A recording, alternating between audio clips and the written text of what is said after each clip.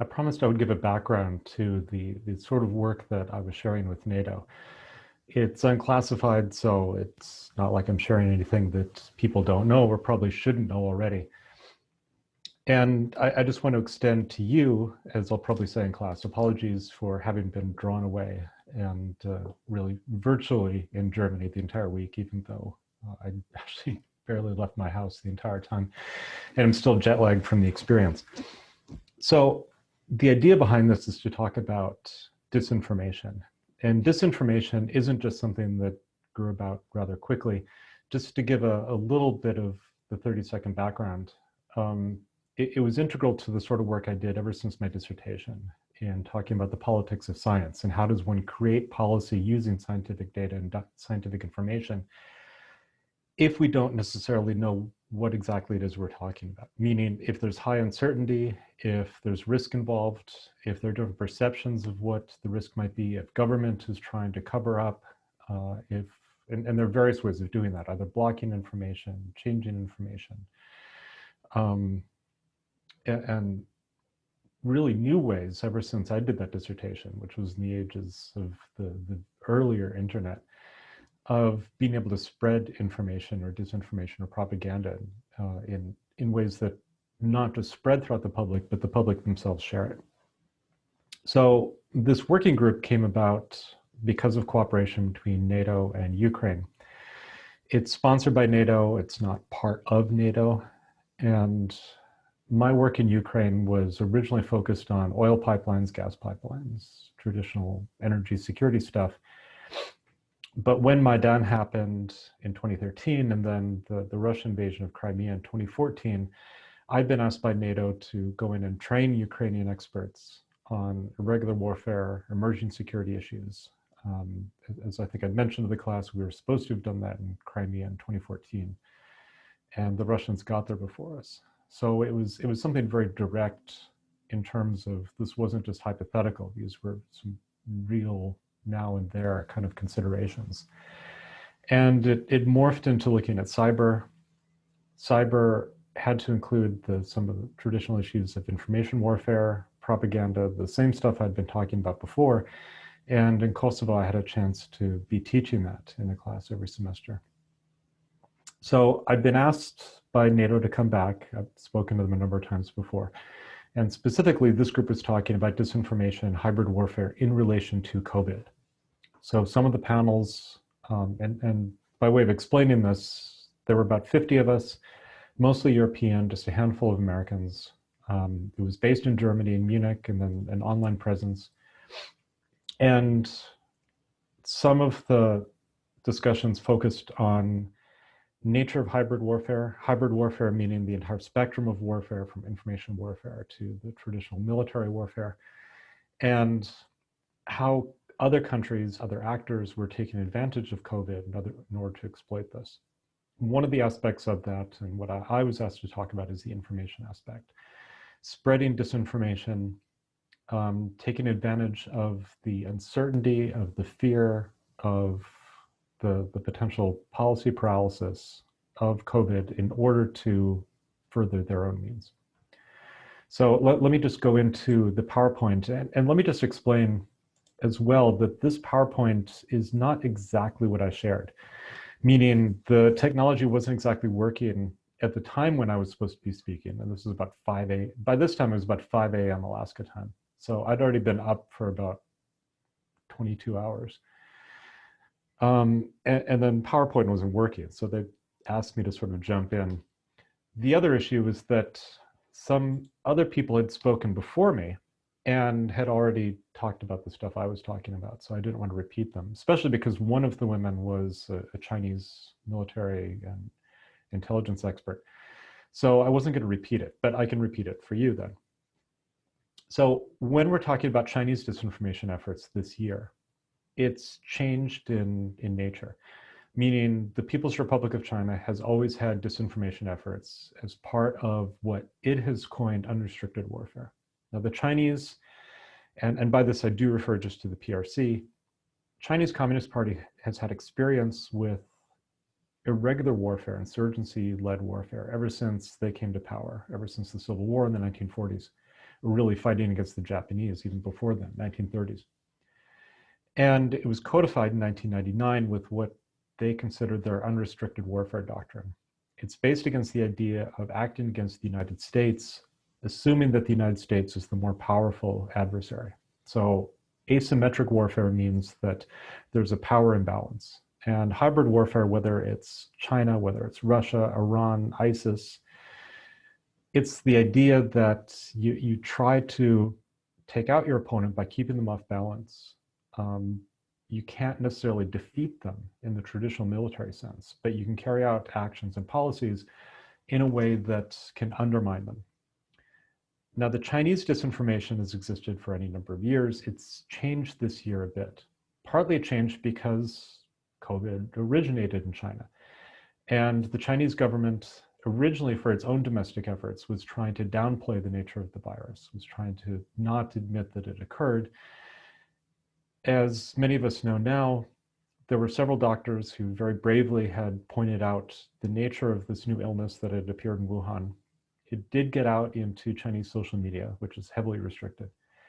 And the Chinese Communist Party was eventually forced to admit that this did exist. But they kept trying to point out that, well, there's no transmissibility between human to human. It's not that big a deal.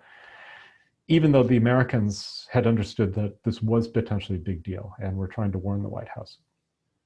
Now, the shift in their operations in the United States had been that normally what they would do is just spread official pronouncements, that it would come out in the Chinese media, very typical things about, well, the Communist Party is doing good things for the people of China, it's doing good things for the Western Pacific, the whole One Belt, One Road kind of policy.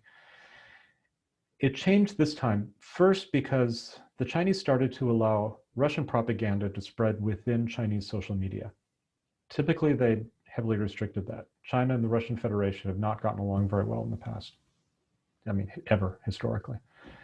So it's very strange for the Chinese to be allowing Russian disinformation about COVID to spread throughout its own channels. Now, it may have done that because it was easy, because the Russians also wanted to blame the United States and had started putting out these stories about how it was the CIA that had created the coronavirus, that this had originated in a bioweapons lab in Winnipeg. But this is true. People were actually blaming the Canadians for this. I can't imagine anything interesting ever happening in Winnipeg, let alone bioweapons creations. But there were all these conspiracies the Russians had spun, and it really served the Chinese to have this, especially because they weren't responsible then. But then they started pushing the idea that democracies can't respond. The Russians like this idea as well. And then they did something that was different. They started pushing text messages. Now, text messages require a level of sophistication in disinformation efforts that they hadn't really indicated before. And what it means is that people are specifically targeted. I mean, you could do it randomly, but it doesn't work as well. Typically, you have to look for special targets, and you'll know the phone numbers, just as telemarketers might know, and then push in specific directions to say, let's target the older population that are living in Alabama, Georgia, Louisiana, and then give them text messages. Examples are here on the right that are pointing out that, well, this is a lot worse than we thought, and the Trump administration is going to shut everything down. And this started coming out in March. Now, I don't know what the motivation for this was. It may have been that if the Trump White House had seen these messages, that they wanted to act in ways that were against what the Chinese were saying, because the CIA would have pointed out and said, this is disinformation the Chinese are pushing out, and said, well, damn, well, we're not going to shut down then. I don't know if that was the intention or if that was the effect or what happened, but it was an interesting dynamic.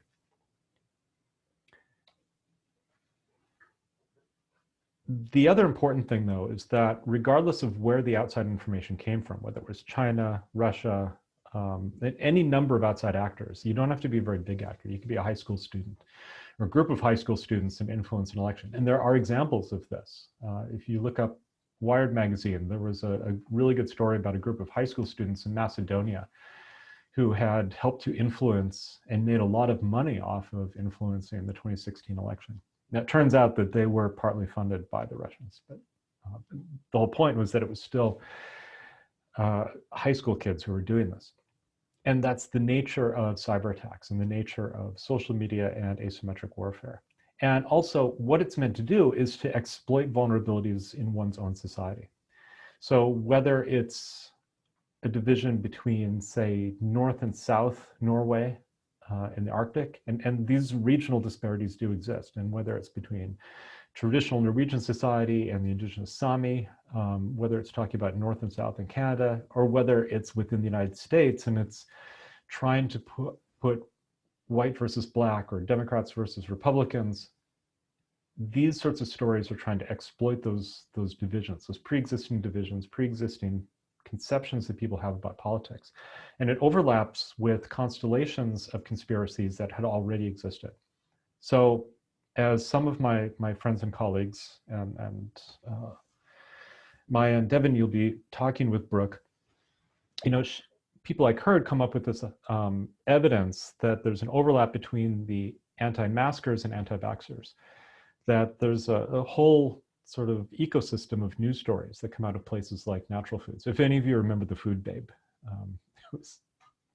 I just have to laugh because the one story she wrote about how to stay healthy on an aircraft, which was taken down, but I'd seen a copy of it, and it was hilarious. I say as a pilot, it was just funny. Anyway, the whole idea is that it exploits pre-existing concerns that people have about traditional medicine, about big pharma, about institutions, and this is long-standing. This doesn't necessarily come up just from anti-vaxxers, because the anti-vaccine came about from also long-standing beliefs in different alternative medicines, on the far right from the sort of John Birch Society concerns over fluoridation of water.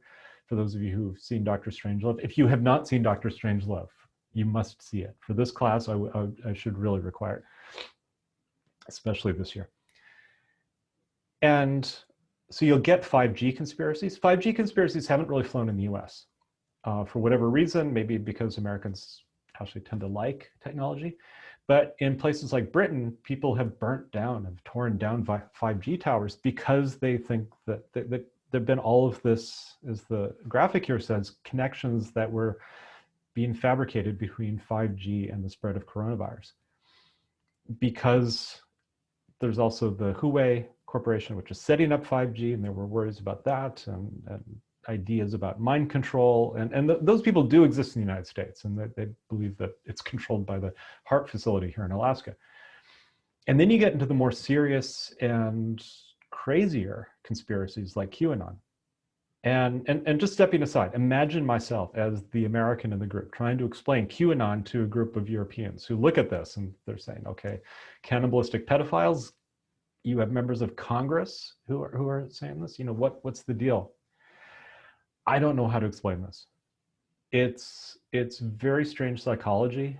It's very much the idea that no one is going to tell me what's right, that we don't get to trust the experts, and that everything that we are normally being told is a lie. So you can essentially make up your own reality then. And within social media bubbles, it's easy to get that reinforced. There's an overlap with anti-Semitic messaging.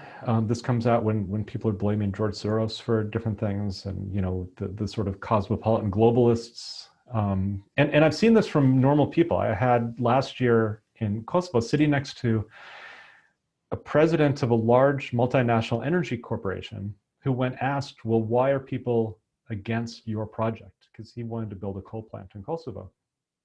And he starts talking about this group of global cosmopolitans who sit and drink cocktails in the Tiergarten in Berlin, or you know, near the State Department in Washington, D.C. And it was those code words. I mean, it's basically saying there's a Jewish conspiracy against him. And I'm sitting right next to him going, dude, it's okay, I'm not Jewish, but that's me you're talking about. I'm the global environmental guy. It was strange experiences to see when people really buy into this, and people who are very well educated and very wealthy, and sometimes completely divorced from reality. And so as a policy expert, that's really frightening, because policy needs to be in some way tied to reality. And when it's not, when people have completely different conceptions of reality, then policy just becomes impossible to even discuss. And I'm going to get back to that in just a second, because that is the intention. That is the very intention of spreading these conspiracies, is to prevent effective policy from being created. Starts with the discrediting of institutions. So health institutions, CDC, FDA, the intelligence community, which includes the FBI, CIA, also parts of Department of Homeland Security.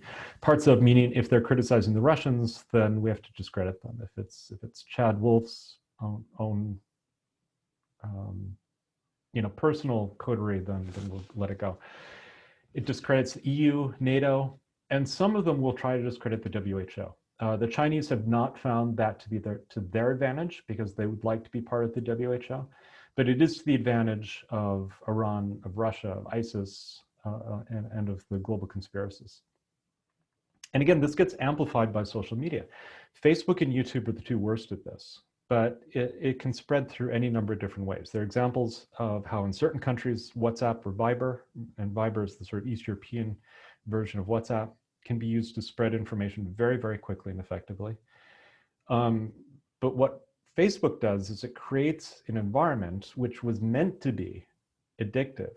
And it's meant to flip little switches in your brain where you get these little jolts of serotonin,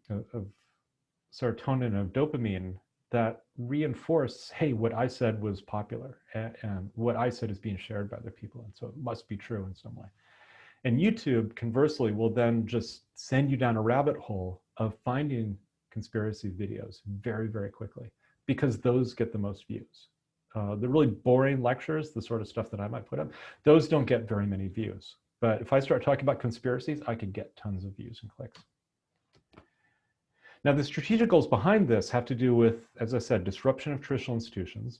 You can look at, this research came out just a few weeks ago, and I don't know all the assumptions behind it, but what it shows is essentially a massive peak or spike in sharing of fake news by, and this specifically looks at Republican demographics, in middle of March to through April, and that there's a huge age differential. So you'll see that younger populations, there's really not much difference in the sort of news that they shared, but older populations, and you know this, these are your relatives, not your relatives maybe, I hope not, my relatives, on Facebook, who are sharing these sorts of stories, and these just sort of explode. And that happens because there's a lot of uncertainty, there's a lot of distress, there's a lot of fear, and all that uncertainty gets filled with information that makes sense with something that's in the back of people's head about saying, oh yeah, so these institutions have been lying to us, because that's what they've been told for years and years. And this is the truth. So many of these messages will start by saying, many people won't tell you this, but I will tell you the truth. These experts all have these incentives to do other things. I'm obviously getting paid by George Soros to spin out disinformation about climate change, for example. But don't listen to those PhDs and those other experts. We can tell you what's really happening. So what this does for an adversary is it opens up space for additional moves. By additional moves, meaning it allows space for people to do things because we're too distracted. We don't really pay attention to whatever Russia is doing at the moment or what China is doing at the moment, because we are so consumed with what is happening in the US, we cannot find those situations. I mean, how many of you really knew about the war that's going on right now between Armenia and Azerbaijan in Nagorno-Karabakh? We don't know about it, because unless you have a very specifically tailored news feed like I do, and because I've studied this area, then people don't hear about it, but it's kind of a big deal. And we have to ask about intentions. I'm gonna get back to that in a second. There's also something, and let me just jump to this next slide, because this next slide is what I actually talked about. So while other people were talking, when I realized my PowerPoint wasn't working, I took down some notes and then actually spoke based upon this. So I wanted to ask, and I'll get back to that last point, the idea of A2AD. We have to problematize, meaning we have to ask some critical questions about why people are acting in certain ways. And think about this in terms of the policy class, about who are the actors. we tend to focus on certain very visible actors, the governor, the legislature, Congress, the president, sometimes certain activists, but it's a lot of times more than that. And when we talk about things like hybrid warfare, it's not going to be state actors. It's not going to be official government actors. It's not going to be official government agencies or the militaries that are taking actions. They're going to be using proxies. So either it's going to be a civil movement or they're going to be using proxies.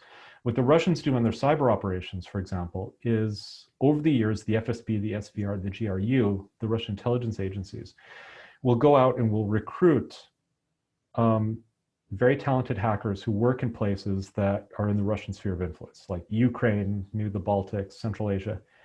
And what they will say is, okay, we know who you are.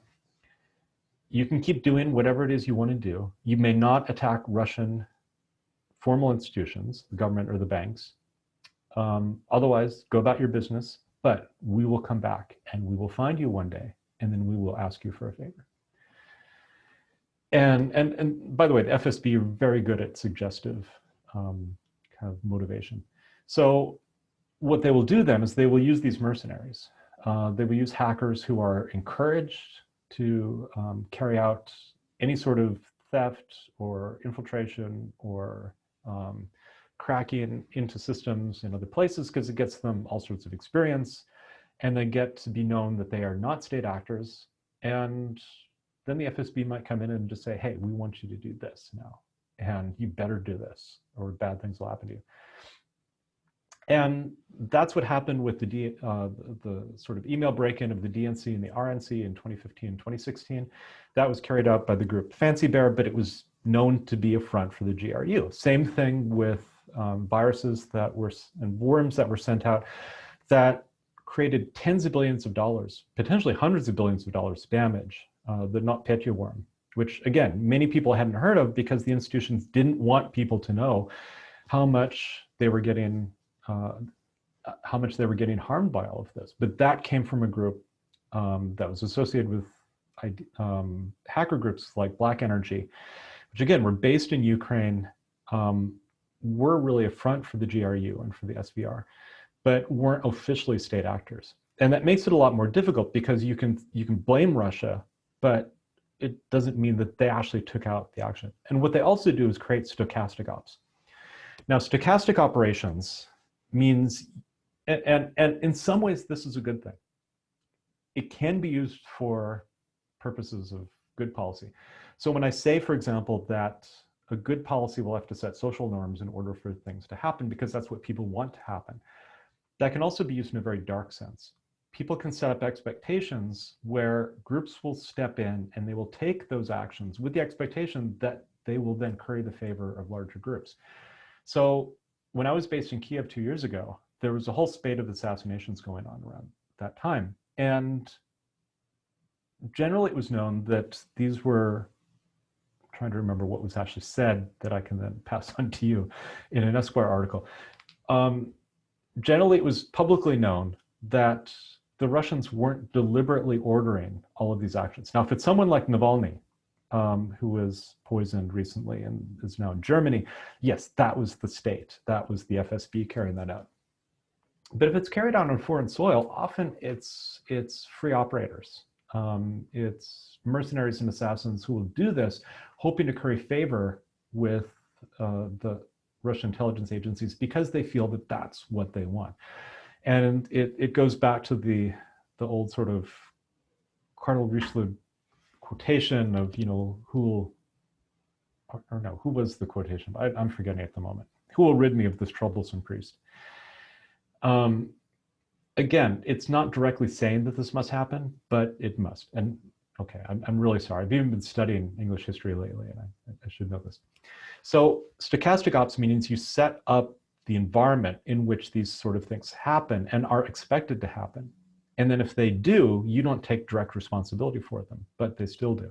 Now, in environmental policy, in policing policy, in education policy, we want these things to happen. We want to create these environments in which these expectations occur so that you're not trying to deliberately take action or to enforce. But there is a much darker side to this, in that a state can set up expectations and then not take responsibility for the bad things that occur. And this gets to the question of intentions. So what are the intentions? And this goes back to questions that I've asked the first week of class. Why do people carry out certain actions? Why are they trying to do this in the first place? And we don't necessarily know. We can try to ascribe intentions to certain actors, but keep in mind that if there are proxies that are being used, we don't necessarily know all the time. We don't necessarily know why would a computer mercenary group carry out actions? Maybe they're making money for this, but we're ascribing the actions to a state, which then has different intentions and different policy and strategic outcomes that they want. So it's difficult to do analyses of these, and especially in security analysis where you're trying to prevent someone from doing this in the first place. And you can ask a related question: why do people create or share the disinfo in the first place? So when I said the discrediting of institutions, this goes to a concept that my team developed in looking at post-conflict reconstruction. And I may have mentioned in class, the idea of resilience targeting, that you deliberately go after the resilience of a community. You target what holds a community together and you break it apart. And this often happens during conflict. There are concepts called urbicide, where you try to take out the urban infrastructure to break apart communities, but we've seen it in the countryside as well. In the Balkans, landmines, and there were millions of landmines that were used in places like Bosnia and Herzegovina. They were used not to kill people. That wasn't their primary aim. It was to deny people use of land, whether it was woodlands, whether it was agricultural land, whether it was common roadways, and it was very effective doing that. So even to this day, children cannot go out into the forest in Bosnia because of the worry of landmines. A lot of agricultural land can't be used because clearing that of landmines is just too effective. So in targeting the livelihoods, the ways that communities are held together, then that's a really good way if you are a smaller power. If you don't have all the capability of just wiping out whole populations, you can at least prevent them from coming back after a conflict, or you can prevent them from operating effectively. And so again, if you want to keep people from coming up with good policy, from even noticing what's happening in certain areas, if you want to keep distracting them with this sort of endless, oh, I gotta wake up and check Twitter and see what blew up today, then that's a very effective tactic. And this gets to the concept of info A2AD. Now, A2AD refers to anti-access area denial. This was a US defense term for generally applied to China and places like the South China Sea. So a Chinese strategy where the Chinese would set up its defense forces in order to prevent people from coming into the area, that's the anti-access, and deny them use of the area once they're there, meaning that the Chinese developed weapons that can threaten any US carrier fleet or squadron that goes into the area. And this is meant to just deter people from even operating in a region in the first place. This can apply to information operations. Now, I've just written an article that's just been accepted, and so hopefully it'll be out soon, where I describe this concept. And in cyber terms, what it means is that it denies people the space, the safe space to go online or to operate in conference spaces, which are now all online, or to be able to discuss in a rational way issues that relate to policy. Now, this has been around for a long time in terms of climate change.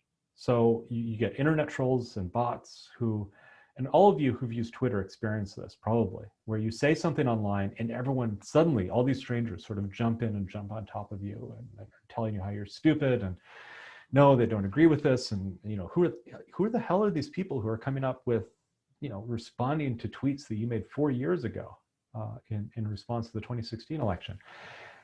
That, if it's targeted in the right ways, and there are people who know exactly how to target this, it denies the space, the policy space, to discuss these issues. And again, that's deliberate. It's deliberate because then concerned citizens feel that, well, I'm not going to engage online because there's no point. I've done this. I've given up on Facebook.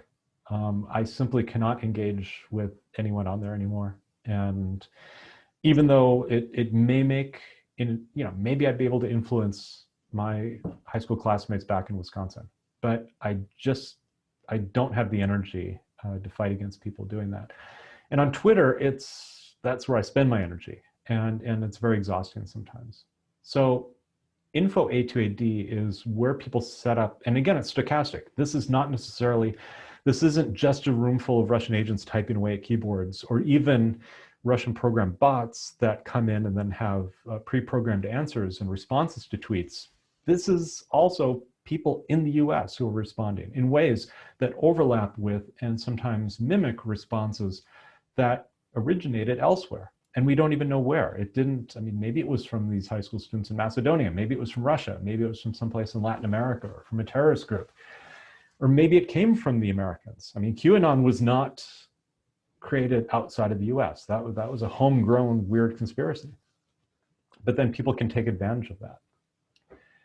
And the last point here was just in response to someone else asking if it's possible to wargame this. And yes, we have been able to wargame this, and it's fascinating when we do, and we'll try it here at UAA in the spring, so starting in February. And I just had a discussion today with people at the National Defense University about how to set that up. So you can look forward to that. But that's essentially what I talked about. I actually compressed my comments to NATO in a much shorter period, but you get the sort of royal treatment. So.